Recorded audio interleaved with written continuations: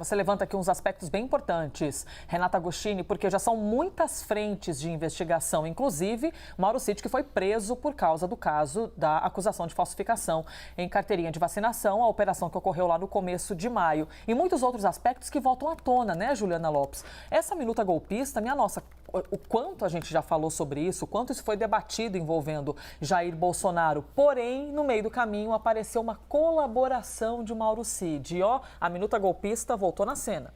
Exatamente. É claro que a gente aguarda uma definição ali, né, da defesa do ex-presidente Jair Bolsonaro sobre esse assunto, mas a gente lembra, dá uns passinhos atrás para a gente relembrar sobre essa minuta golpista, porque ela foi amplamente discutida lá no julgamento que tornou o ex-presidente Jair Bolsonaro inelegível. Naquele momento, a discussão era sobre aquela reunião do ex-presidente da República com embaixadores para tratar ali, para botar em xeque as urnas eletrônicas, mas houve a inclusão dessa minuta golpista, ou pelo menos desse texto que foi encontrado ali na casa do ex-ministro Anderson Torres, nas provas.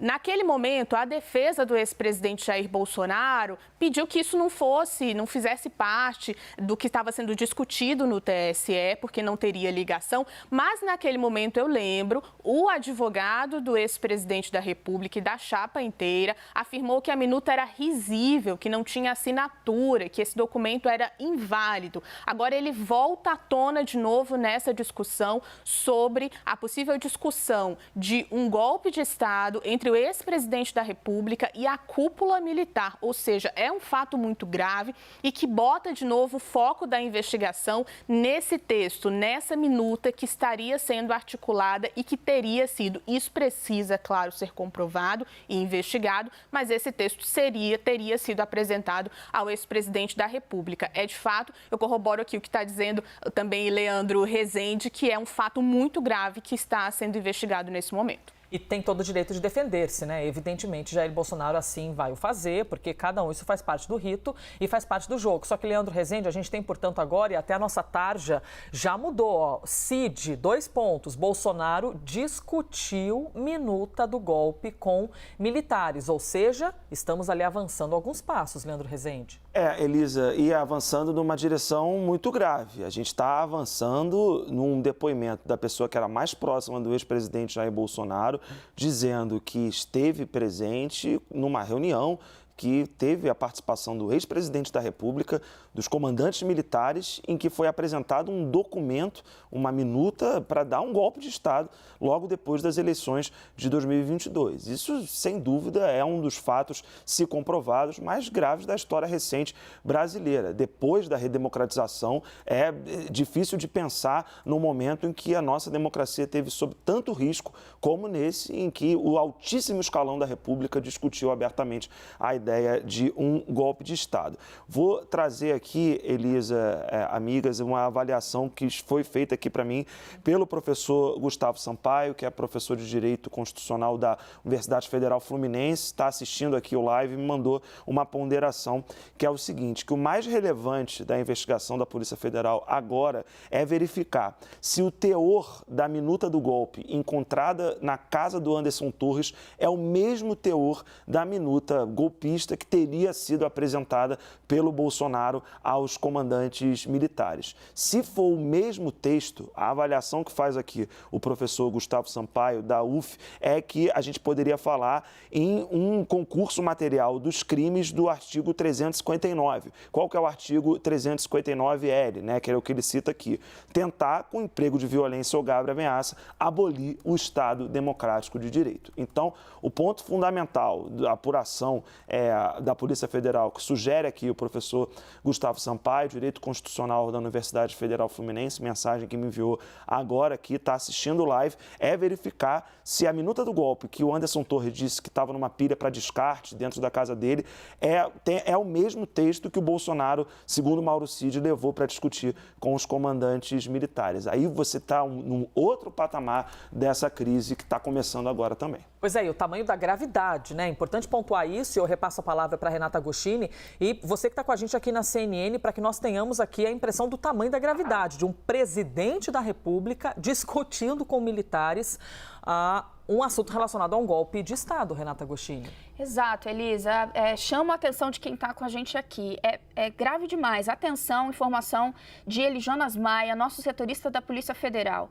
O ex-ajudante de ordens, Mauro Cid, disse em delação premiada, segundo as fontes da CNN que conversaram com Eli Jonas Maia, que o ex-presidente Jair Bolsonaro, quando estava no cargo, conversou com o comando das Forças Armadas sobre um plano que permitisse que ele não deixasse o poder. Então, ele discutiu, segundo Mauro Cid disse à Polícia Federal em seu acordo de delação premiada, um plano de golpe com a cúpula das Forças Armadas. Isso é o que diz Mauro Cid à Polícia Federal. O nosso âncora da CNN, Gustavo Uribe, também apurou com fontes da Polícia Federal que, neste momento, a Polícia Federal está abrindo uma nova frente de investigação para apurar esse fato gravíssimo que Eli Jonas nos conta e outra. Se esse documento que foi discutido por Jair Bolsonaro com integrantes das Forças Armadas, essa que ficou chamado como Minuta do Golpe, é o mesmo que foi encontrado na casa do seu então ministro da Justiça, Anderson Torres. Então, por que a gente está falando que é muito grave, chamando a sua atenção? Porque nós temos agora um personagem, Mauro Cid, que era braço direito do então presidente. Ele ocupava esse cargo de ajudante de ordens, mas ele tinha ali uma entrada que era muito maior do que esse cargo que ele ocupava dentro do governo. Intimidade, né, Renata? Ouvia e via tudo. Exato, Elisa traz muito bem. Ele tinha uma entrada, inclusive, na vida pessoal de Jair Bolsonaro. Ele ajudava a operacionalizar pagamentos para a mulher de Bolsonaro, para a família de Bolsonaro. Ele repassava recados a Bolsonaro, ele cuidava do dia a dia do presidente. Então, já sabíamos que ele participou e ele ouviu muita coisa. Daí, assim que saiu a notícia da sua delação premiada, a principal pergunta foi, peraí, como é que isso bate lá no QG de Bolsonaro? E as fontes já diziam, é preocupante, porque ele é um arquivo vivo. Isso foi o que uma fonte no entorno de Bolsonaro me disse logo após. Então, agora, a gente começa a entender todo o potencial dessa delação premiada de Mauro Cid, segundo as informações que chegam para os nossos colegas da Polícia Federal. Ele está dizendo, além dos detalhes que ele vai entregar sobre o caso das joias, sobre vacinação, ele está abrindo uma nova frente de investigação. Algo que muito se questionava e agora Mauro Cid está dando caminhos para apurar. Ele está dizendo que ele presenciou conversas de cunho golpista tratadas com Jair Bolsonaro e vai além. Diz que Bolsonaro levou esses planos, esses comentários à cúpula das Forças Armadas. Esse é o tamanho do problema para Jair Bolsonaro, esse é o tamanho da importância da apuração que agora está com a Polícia Federal e a importância da informação que os nossos colegas nos trazem, Elisa. E a seriedade, você vê a importância do trabalho jornalístico, né, sério, ali aguerrido. A gente tem a apuração sempre de vocês aqui conosco, agora de Gustavo Uribe trazendo mais uma ação da Polícia Federal e o trabalho do Eli Jonas Maia, minha gente, que vou destacar aqui mais uma vez. Mauro Cid diz em delação que Bolsonaro discutiu o plano de golpe com a cúpula do Exército, com a Aeronáutica e com a Marinha. A informação foi confirmada pela CNN, trabalho do Eli Jonas Maia, com fontes da Polícia Federal. E aí, Juliana Lopes, o que também nos diz aqui as informações do Eli Jonas, que em um dos 3 longos depoimentos concedidos por Mauro Cid, as fontes dizem que Cid detalhou 2 situações.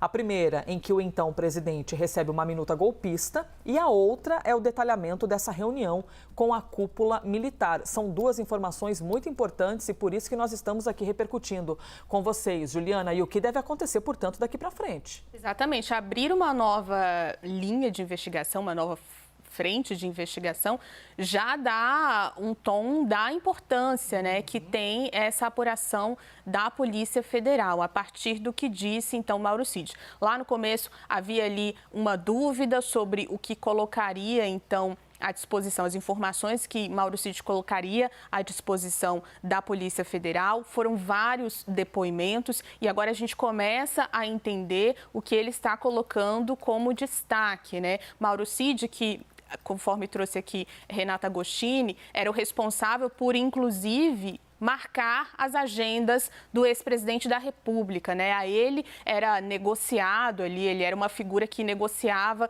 com quem o ex-presidente Jair Bolsonaro iria se encontrar, com quem iria conversar, em que momento essas agendas eram colocadas, a organização dessas agendas, além, claro, de pagamentos de questões pessoais ali da família Bolsonaro. Então, é sim uma figura bastante importante e o que ele traz à tona nesse momento vai dar novo rumo às investigações. Muito importante essa informação que vem à tona, então, hoje. E a gente, como sempre, ao vivo aqui, hein? Adoramos isso. O jornalismo é tempo real, as informações vão chegando.